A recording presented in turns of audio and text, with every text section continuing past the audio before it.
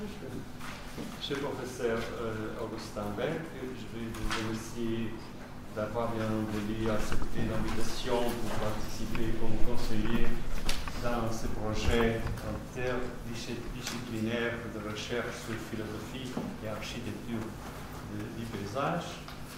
Et en même temps, pour dire combien nous sommes honorés et heureux de pouvoir recevoir dans cette conférence un peu de votre sagesse paysagère. Et soyez les bienvenus à notre faculté et à l'Université à Lisbonne. Merci.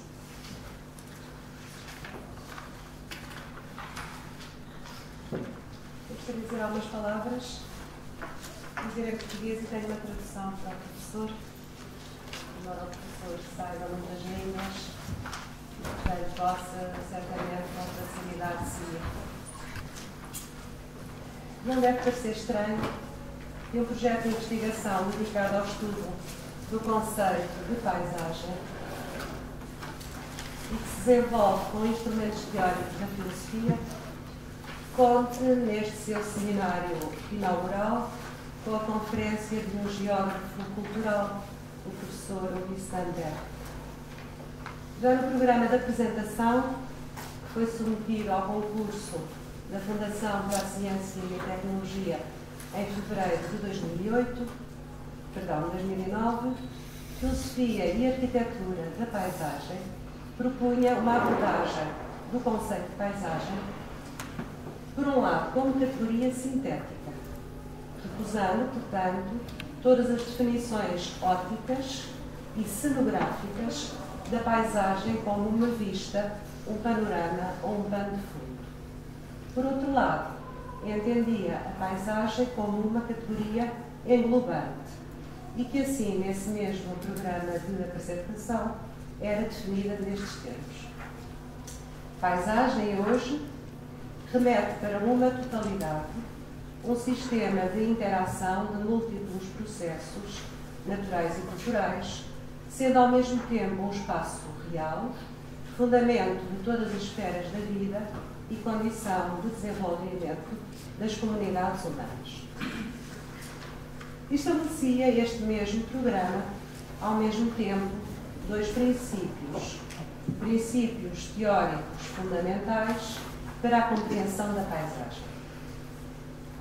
Primeiro, a precedência do plano da realidade sobre o plano da representação. Dito de outra maneira, o entendimento da paisagem como dimensão do ser. Simultaneamente, uma estreita ligação entre as perspectivas estética e ética.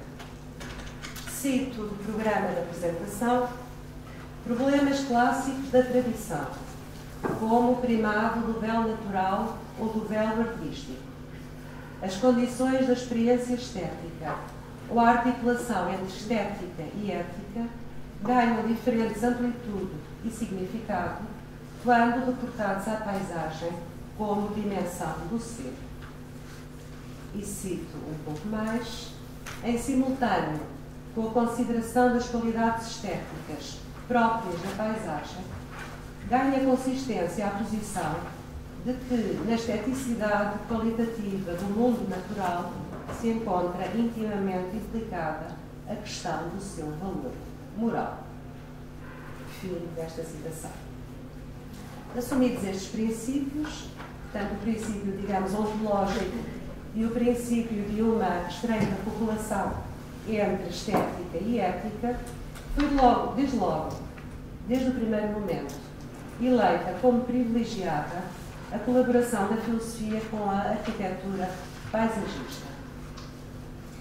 E cito, ainda desse mesmo programa, conciliando o plano reflexivo da filosofia, que visa a determinação da essência da paisagem, com a vertente teórica e prática da arquitetura paisagista, no seu papel de estudo, intervenção e requalificação de espaços naturais empobrecidos ou degradados, filosofia e arquitetura da paisagem pretende contribuir para um nível mais consistente do problema e orientar a experiência já adquirida pela equipa de investigação em 3 núcleos: pensar a paisagem, conceber e desenhar a paisagem, viver a paisagem.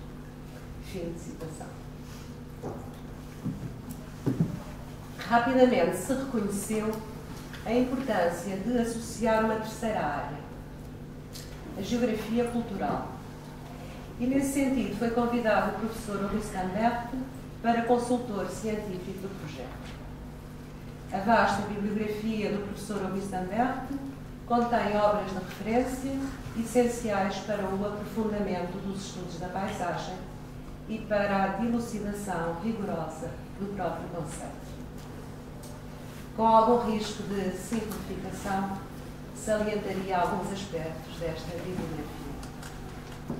A determinação de critérios precisos para distinguir noções muitas vezes confundidas, diferenciando paisagem do ambiente da ecologia, do ecossistema das ciências da vida ou do território da geografia.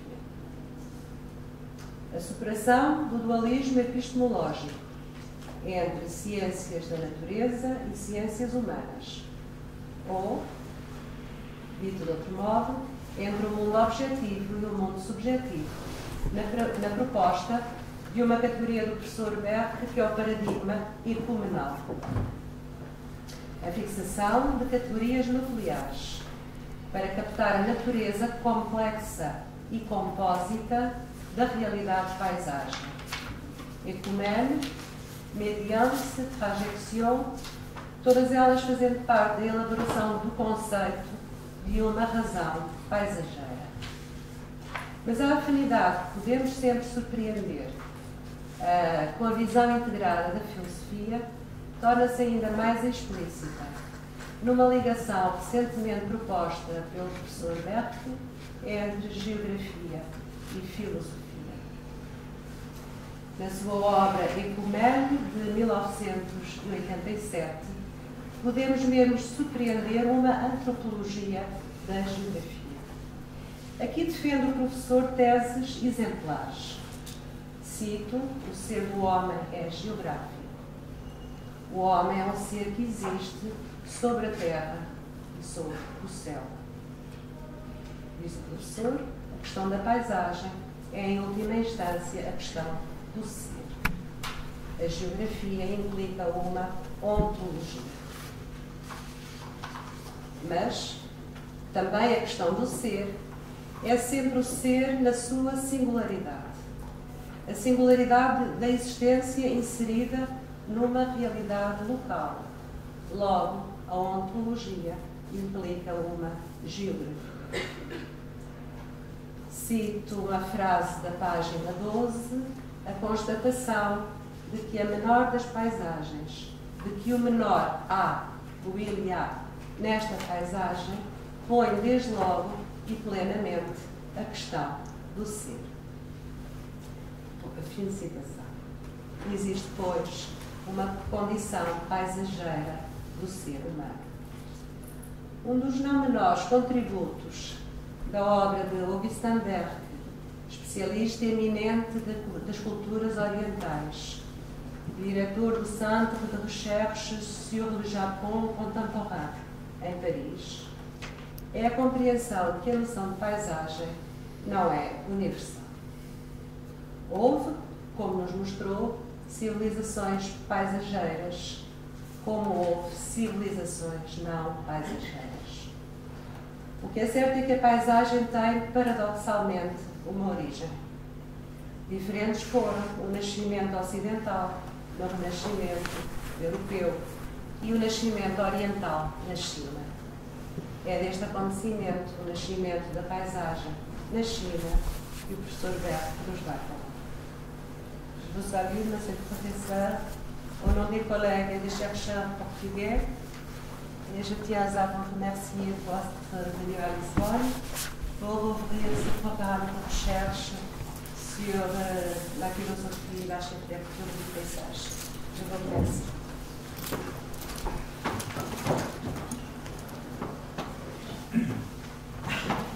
Obrigado.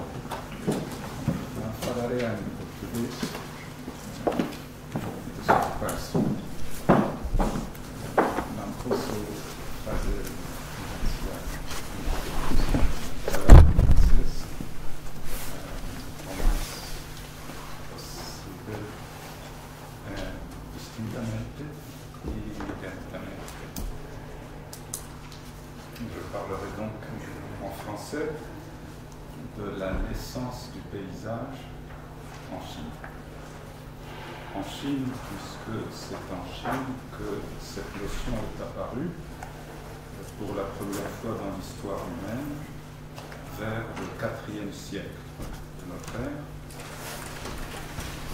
Mais d'abord, cette expression naissance du paysage peut surprendre. Je pense qu'elle ne vous surprendra pas, puisque vous lui posez ces questions comme des philosophes, en philosophe.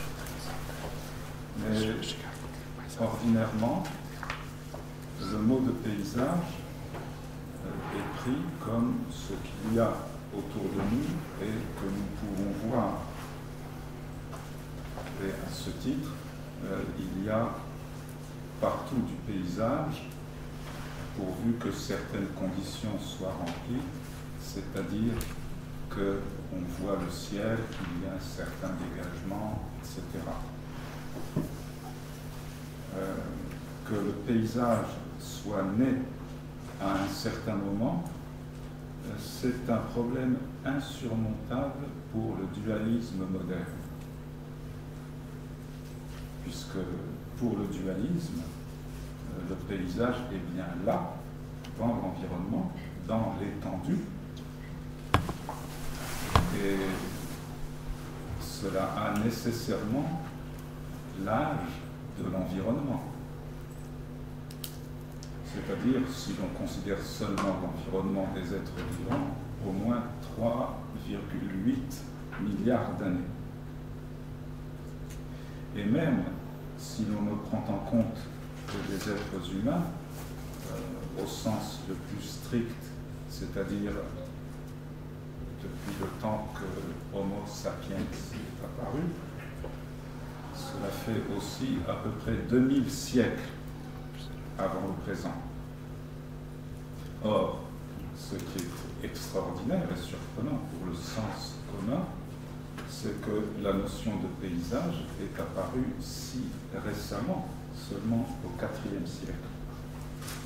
Et cela en Chine, mais en Europe, comme vous le savez, c'est encore plus récent, puisque cette naissance remonte seulement à la Renaissance.